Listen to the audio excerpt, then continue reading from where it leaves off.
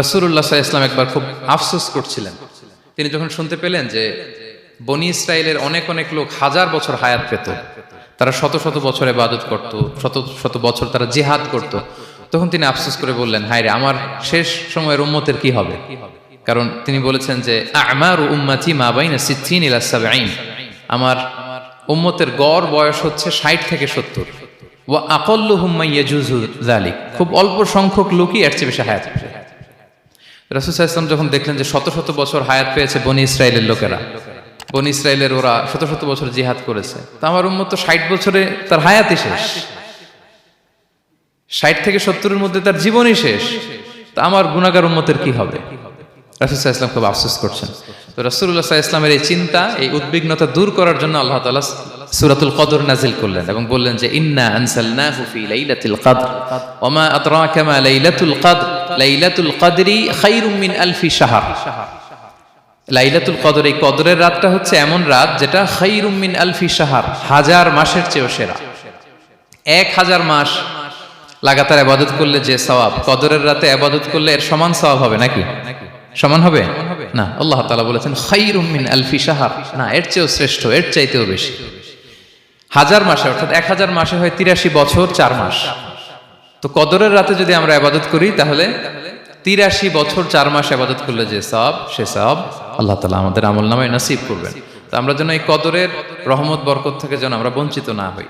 তো রাসূল সাল্লাল্লাহু আলাইহি ওয়াসাল্লামকে সান্ত্বনা দেওয়ার জন্য যে, হে নবী, আপনি চিন্তিত হবেন না, বনী ইসরায়েলের অনেক লোক হাজার বছর হায়াত পেয়েছে, শত শত বছর ইবাদত করেছে, জিহাদ করেছে, তারা হায়াত পেয়েছে বেশি কিন্তু তারা কদর পায়নি। আর আপনার উম্মতকে আমি হায়াত দিয়েছি কম কিন্তু তাদেরকে কদর দিয়েছি। সুবহানাল্লাহি বিহামদি, লাইলাতুল কদর দিয়েছি, যে কদরের রাত 1000 মাসের চেয়েও সেরা।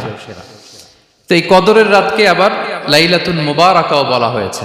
ইন্না আনসালনাহু ফি লাইলাতিন মুবারাকা, এটা বরকতময় রাত।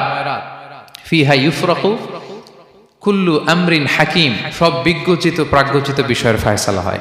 এটা বেসিক্যালি একটা বাজেট রাত বলা যায়। এ রাতে আগামী 1 বছরে আমাদের কি ঘটবে না ঘটবে আল্লাহ তাআলা এটার বাজেট করেন, এটাকে রিভাইজ করেন। সো এই রাতটা অনেক গুরুত্বপূর্ণ। তো এই কদরের রাত, এটা কবে?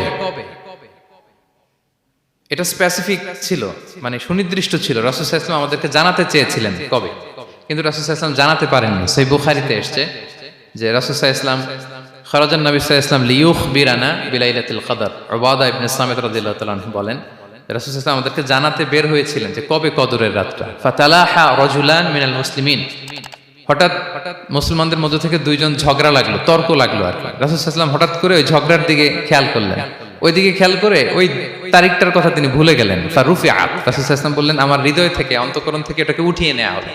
এখন আমি মনেই করতে পারছি না এটা কি 23 না 25 না 27 না 29, আমি মনে করতে পারছি না।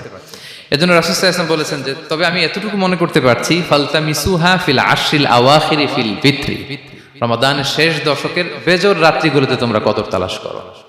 বেজর রাতে যদি তোমরা কদর তালাশ করো তাহলে এই কদর সুনিশ্চিতভাবে তোমরা পাবে। Be a part of our vision. Do listen and share the khair.